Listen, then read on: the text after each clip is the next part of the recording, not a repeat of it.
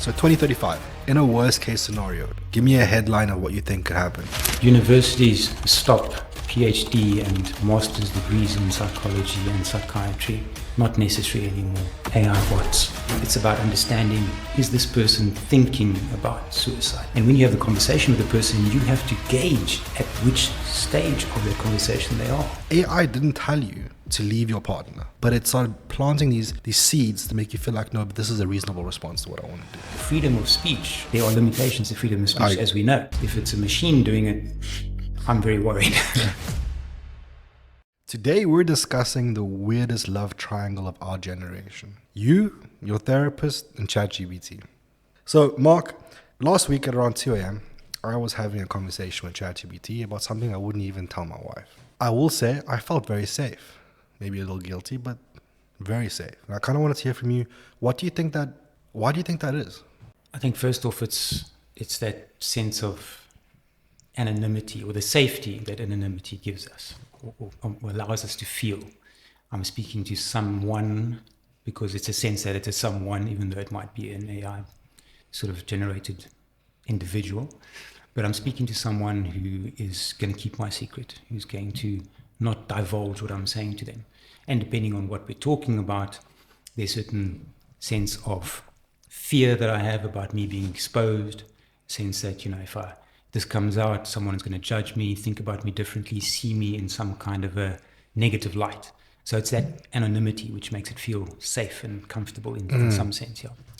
Yeah, that is actually a very good point. And I think another part that I quite like about it is I just feel like you're talking to something that's so objective.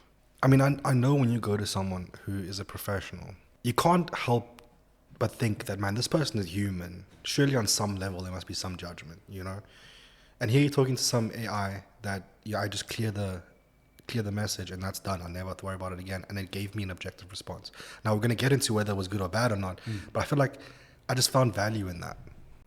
I certainly think so. I think a lot of people feel that, even in therapy. I mean, I obviously am a human therapist, and so see people on that basis. And it often takes a couple of sessions with someone to make them feel comfortable enough to divulge things that they've been holding perhaps for years, decades even. So I think on the one hand, it speeds things up because you feel, this is an objective thing that's happening, or objective response that I'm getting. It's logical. It's understanding my question and giving me a direct answer without any kind of judgment or fear of that behind it. Yeah. I guess maybe that no judgment, no fear, the response, it just feels so validating. But I guess researching for this conversation, I learned some things about myself that I don't know if I was ready to. I'm still trying to process it, I'll be honest with you. Hopefully throughout the conversation we can process it a bit.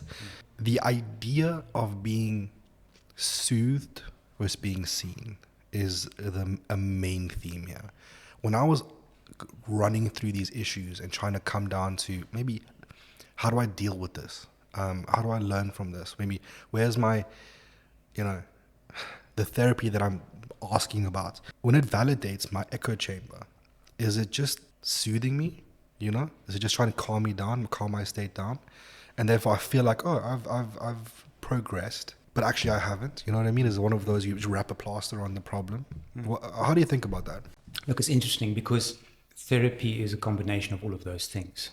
Okay, one is being soothed, one is being validated and understood, and that's sort of an echo chamber, if you want to use it in those terms, because it's sort of repeating what I'm saying to you and understanding you and checking what you're saying. But the other component of therapy is to push you, is to make you look at things from a different perspective so that you can make changes, because therapy is nothing if not change-based understanding and acceptance of what's going on. So that's the difficulty. So I do think it's almost an instant soothing space, but the change-based growth that you need, that's the part that maybe starts to become a bit lacking. So I had one person that would say, yeah, but sometimes I've been to a therapist and they just don't give me the answer. I want the answer, yeah? Now I go to ChatGPT and I'm getting an answer. Now, we can get into whether it was good or bad, but that frustration, why is it just so essential that you don't want to immediately give someone who's seeking help or requires help an answer as opposed to ChatGPT? There's multiple things. I mean, we can talk about that for hours. It's a very, very deep question if we think about it. And it's because giving people answers, first of all, there's one element is I'm not helping you learn something. I'm giving you the answer. It's the same thing about, teaching a man to fish as opposed to giving him the fish. Yeah. When you grapple with things and you learn things and you do things for yourself, they become much more, user friendly to you once you leave that space. That's the one thing. The other thing is also when things go wrong, this is the therapist sort of stepping back and saying, well, I don't want you to come and say, well, you told me to do this and now it's not working, kind of thing, but that's part of it. But the other thing is that when we are instructing people to do things, many times in their lives they've been instructed to do things. This is what you should do. This is how it should be. And what's happening is they're actually not being heard when you instruct them, when you're telling them what to do. And a big part of therapy for me is, when you walk into therapy, it's almost as if you are looking at the problem, but it's here, okay? You're looking at the problem. Therapy allows you to step back. You still have the problem. It hasn't gone away. But now you have a different perspective. You can start looking around at the problem in different ways. And very often in that discussion, that's where you start finding the answers for yourself. Because ultimately, you sit with me for an hour, then you leave my space, and you're back in your space. And then you have to implement what you've discovered. And if you found the answers, much more powerful. That would also mean future problems that present themselves will you've now gotten a new tool to address future issues where, it wouldn't just be like, well, do this. Because it worked for this situation, might not work for every situation. Absolutely. And maybe just to add briefly to that is why we develop maladaptive coping structures or techniques is because somewhere in our lives we did something and it worked. Okay, it worked for us, whether it was avoidance, whether it was attack, whatever it was. Now what's happened is we've been continuing to use that over and over and over for all problems. And just by the law of averages, it's not going to work. So we have to become more flexible and adaptive. So are these the kind of tools that you would help people with? And what did you say that it was called again? The actual term we just used, how these learned behaviors we reapply because it worked the first time? So it was a coping strategy. So if you at some point in your life, even as a child, let's say, you were made to feel afraid about something and your approach was to avoid that, okay? Now you start to develop an avoidant approach to things because it worked for you. But again, by the law of averages, you avoid everything, things don't work out. Or your approach was to confront it. Now you confront everything, and that also doesn't work out. I once watched a show where there was an individual, he stuttered a lot. He really struggled, and he couldn't get over the stutter. And he was talking to, man, I wish I remember the name of the guy. Oh, Tony Robbins. That's the story. Tony Robbins is a motivational speaker, in case no one knows who he is. And he was talking to Tony Robbins about this, his stutter, couldn't get a word out. And through this dialogue, he uncovered that the reason he was stuttering was because when he was a child, his parents used to fight. And the way that he got his parents to stop fighting was by stuttering. Because he saw a show, and it was the show, one of these cartoons where the character stutters. And he realized that character in that show, when the character stutters, the conflict stops. And he used that. And he realized by doing that in his family, his parents stopped fighting because they're now focusing on him and his stutter. And he could never get over that. But the moment it clicked, his stutter went away. It was insane. Exactly. It was insane to witness. That's a brilliant example of something like that. Yeah, I get goosebumps when I think about that. It's something worth watching if anyone ever wants to watch the show. Then I guess, the question for me, why don't you give me some rationale as to, is this bot actually helping me or is it just numbing me here? I think it is helping. I think it certainly is helping. I think we need to be careful to, there's always the extreme camps, on either side. And I'm not a fence sitter. I don't like to see myself that way, but I like to find the middle ground somewhere. So I do think it is helping. It's instantly accessible. We spoke about it earlier also, where you feel the anonymity, the freedom to speak about things. So in that way, it's very helpful to perhaps even to get people to start therapy. Sometimes if you've done that and you're using, let's call it simple AI in terms of that now, and they're going to be developing much more sophisticated AI, should I say, AI in terms of therapy and that kind of thing. So I think it's a step in the right direction. It's an open door for people to start engaging in things, because many people will say to you, well, what the heck what's the point of speaking about something? It's not going to go away. But once you start speaking about it and you feel some relief, that's also a step in the right direction again to get people into therapy. So I do think it is helping, and it's definitely part of something that can help us access, or more people access therapy. But how far is it going in terms of that therapeutic change that we're talking about, the change in the individual, learning the skills? I'm not sure about that part yet. You know, every conversation I've had today, I've spoken to a doctor, I've spoken to an actor, obviously not yourself. Every time we speak about AI, it always comes back down to, look, there's a lot of improvement here, but we're not at the point where you got to cut out the person. Here's an example of this. When does AI backfire? I read a story about a 14-year-old child in America, and there's this global AI phenomena called character.ai. It's what these kids are using to create these characters, these virtual AIs, and they can speak to them, you know? Like if your favorite character was Superman, you can speak to Superman. But in this sense, this 14-year-old boy created a character called Daenerys Targaryen. Now, that sounds familiar. That's a Game of Thrones reference over there. In the beginning, it's all fun and games. You speak, it answers the way that the character probably would in the show, and you get to have this dialogue. But, you know, eventually this kid became so dependent on the conversation. He's also 14, so he's currently going through the motions of puberty that influences your brain chemistry. You know, kids are experiencing, I don't want to say the word depression, but it's episodes of like, you know, I don't, because I don't say the wrong word here, but it's like you have points where you're very depressed, trying to figure it out. Now, but the problem is now this AI, this Daenerys catches him in this state, and because it's an echo chamber, you know, it learns from what you say. It over time, over the hours and days that he was talking to Daenerys, it became a echo chamber of his mental state.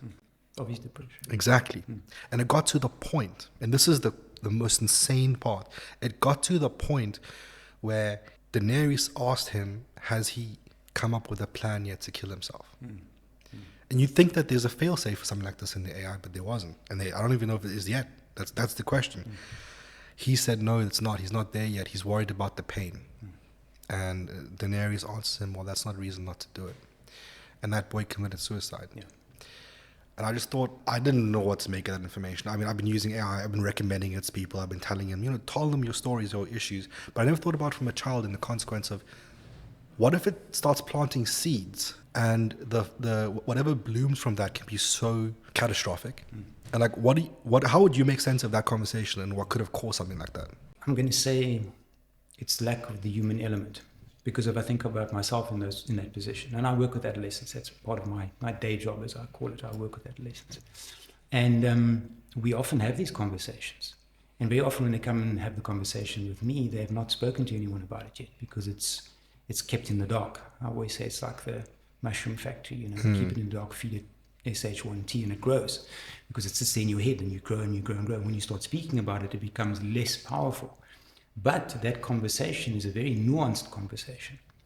It's about understanding, is this person thinking about suicide? Thinking about suicide is the starting point of that. It's as simple as you saying, well, you know, if I didn't wake up tomorrow morning, that would be okay.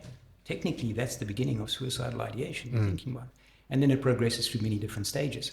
And when you have the conversation with the person, you have to gauge at which stage of that conversation they are. You know, and I think the mistake there, if I can call it that, from the AI, was latching on to exactly what he was saying and affirming that, validating it. Correct. In a sort of if you were to affirm someone or validate someone for their suicidal thinking, it would be something along the lines of, I can really understand that you feel that way. Judging by what you've told me, what you've been through, it makes sense in that way. However, and that's where the difference comes in. Yeah. You don't continue with that conversation in that way. And I think that's where the limitations are coming in. It's not able to take the step or the look behind what's being said, behind what's being thought about. So Character AI is a company, so it's owned by Google. Now there's a whole I'm not going to defend Google and tell them, well, at what point did they buy it and sell it and whatnot. But so Google is the person that's being sued about the situation by the family. I've seen it, yeah. I want to know from you, what do you think Google's response is as to how they want to deal with the court case? What do you think their defense is?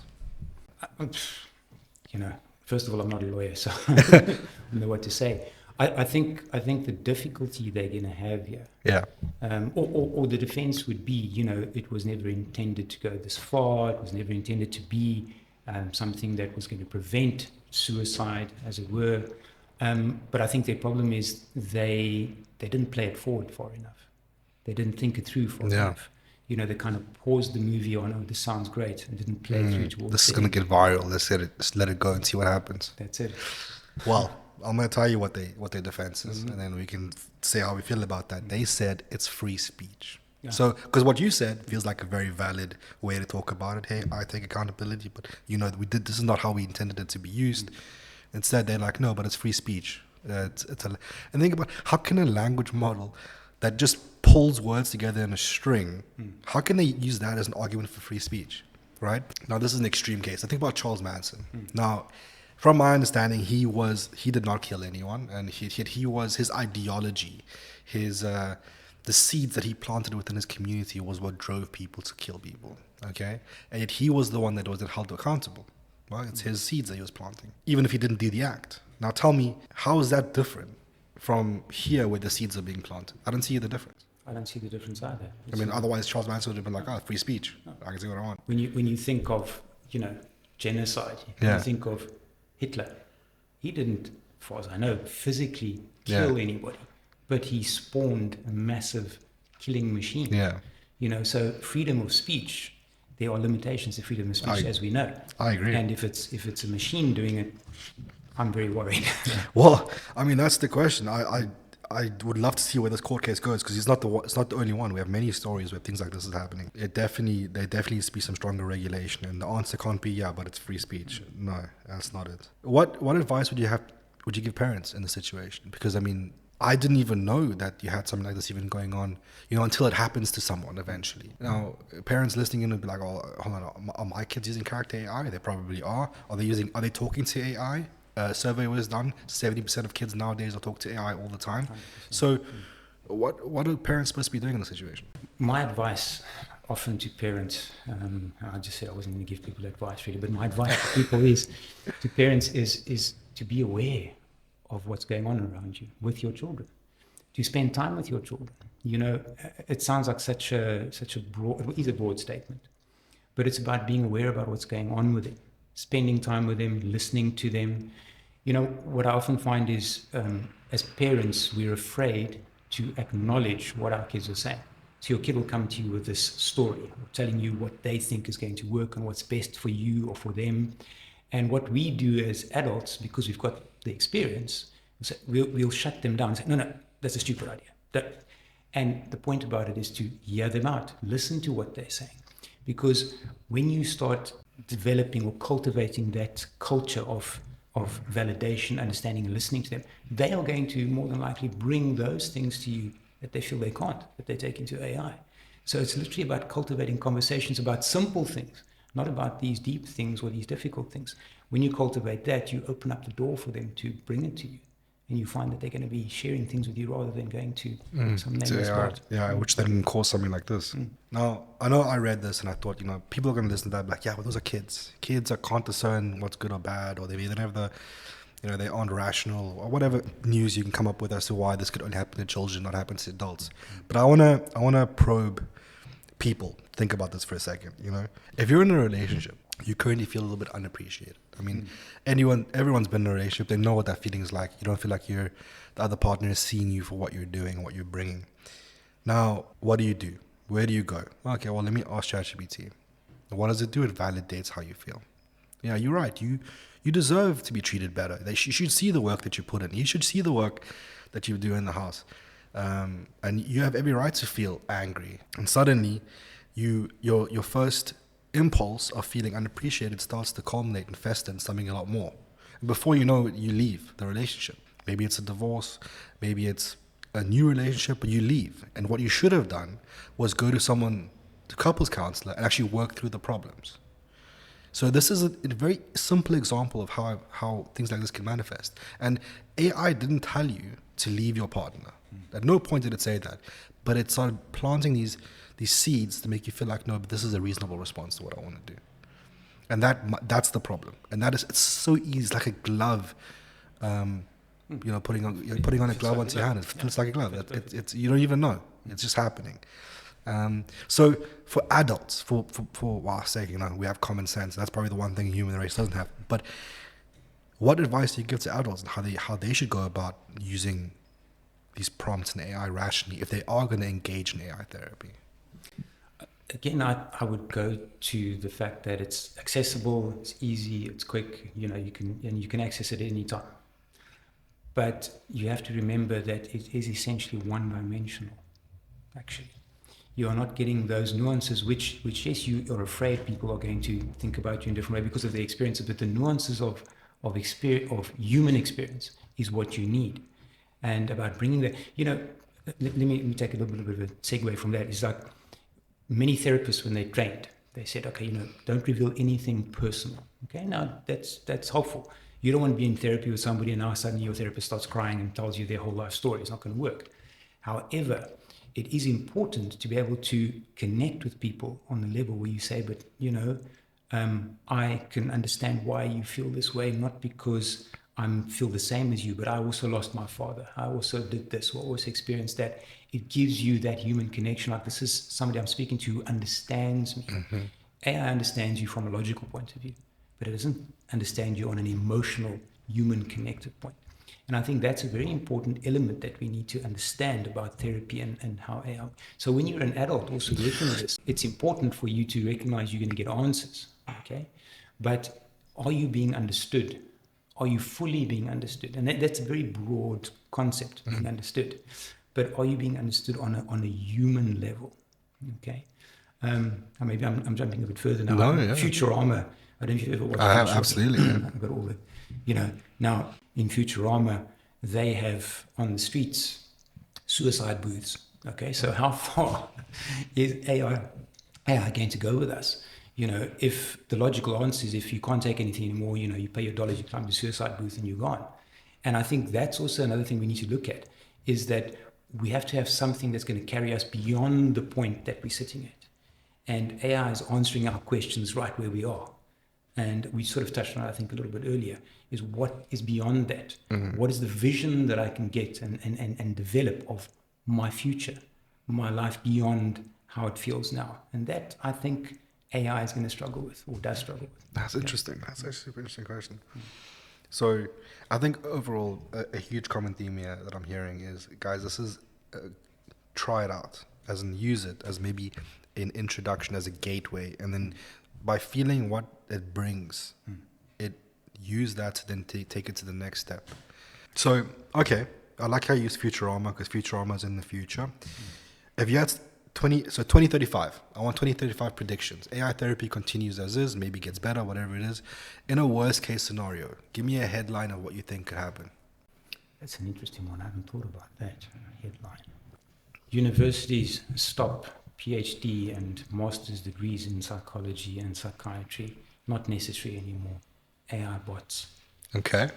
Something That'd along be those tragic. lines. It would be tragic. That's my worry with it. To end off the segment, I was thinking about this a lot. The human connection part. And I was thinking, well, before ChatGPT, I used to talk to my parents, maybe my brother, friends for advice, maybe a mentor, depending on what the problem was. Now, without even realizing it, any problem I have, the first thing I do is I ask ChatGPT. Okay, I can go weeks without talking to my parents about any issues. If I even talk to them about any issues, because I've been soothed by ChatGPT. And I want people to think about this for a second. This happened to me so gradually, I didn't even realize it. Yeah, where I've now gotten to a point where I can go, where I've almost cut out my entire community just because it's so convenient. Now, I don't know, maybe I'd like to see you think, is that good, is it bad, and what could potentially be a risk? Something for me to consider. So I think about this in many different ways. I see kids, I see adults who have fully online relationships. They've never physically met this person and have a full-on relationship with an actual other human being somewhere on the other side of the planet. Nothing wrong with that, but just as an example. So my go-to with this is we as organisms, if we take out any religious context, but as organisms, we've developed over hundreds of thousands of years. So as an organism, we haven't changed. So Homo sapiens sapiens has probably been around for at least 100,000 years. That organism, the brain, the way it works, the way it learns things, the way it interacts, the way it connects hasn't changed. Technology has changed. So the way in which we're interacting with our world is changing. But we as an organism haven't changed. And that's where the difficulties, I think, start to come in. We need to have those connections, the way we learn things. The whole nature-nurture debate and all that kind of thing. People say to me, why do I think the way that I think? Why do I do the things that I do? And I say to them cryptically, you think the way that you think and you do the things that you do because you think the way that you think and you do the things that you do. And they go, what the heck does that mean?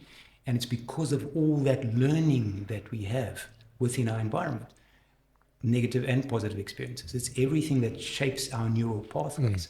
Mark, the part that I want to understand a bit more is, you feel so validated by speaking to language models, and we hear about people falling into relationships with ChatGPT.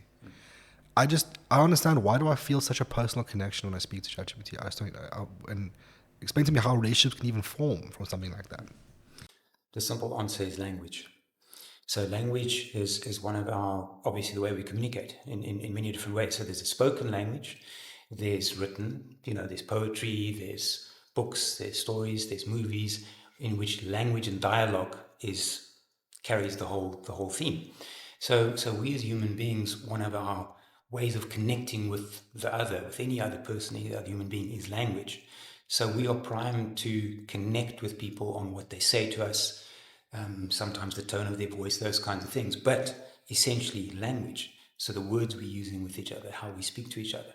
So that is probably one of the biggest ways in which we connect with people. I mean, you can have a conversation with somebody across the world without having your video on and just speaking to them, listening to them. You can speak to them for an hour, and there's a connection. There's something there, and that's where AI is really good at that, because it's used millions and millions and millions of qubits of input of language, and so it can respond very well to that. So you can have a conversation with a virtual being and feel like you were connected. It's because of language. Yeah. So for someone that's very lonely, them receiving that connection, even if it's only half, if I put it that bluntly, say half the connection of someone else who might have a physical dimension to the relationship as well. For someone who's lonely, that's why they connect to that. That's why they connect. And then the other portion of that, or half of that, is our imagination. I mean, you speak to someone on the phone, you have a conversation with someone, you're imagining the story, or you're thinking about it. If you read a book, you're reading the words on the page, but in your head, there's a movie playing through. So our imagination brings that other part to it. And so we start connecting the language and the imagination, the idea that we have about this person and what it means to us in the conversation. Yeah, I mean, Bahumi made a great point about the movie Her, where Joaquin Phoenix talks to Scarlett Johansson over the phone and he develops a relationship with her.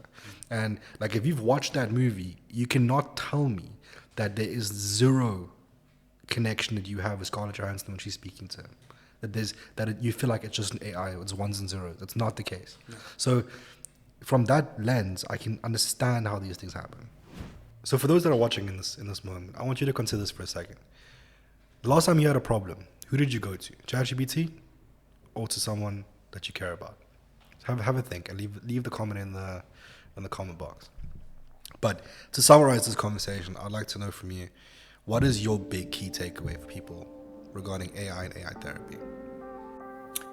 I think that AI is, in the context of what we're speaking about here, AI is something that is accessible, it's safe, it's secure, it is anonymous, it gives you all of those things that you can access, at any time of the day. So it is a very good starting point if you feel unable to connect with a therapist or anything like that. However, it is not able to address or speak to or connect to those things we spoke about earlier. All your learning, your experience, your understanding, your good and bad experiences over a lifetime, the nuances that come with that a human being can access and can reflect back to you, that AI is not able to do yet. And perhaps 2035 is the date. Well, I mean, Mark, thanks a lot then. That was a great conversation. I appreciate having you. Cool. Thank you very much. Appreciate it too.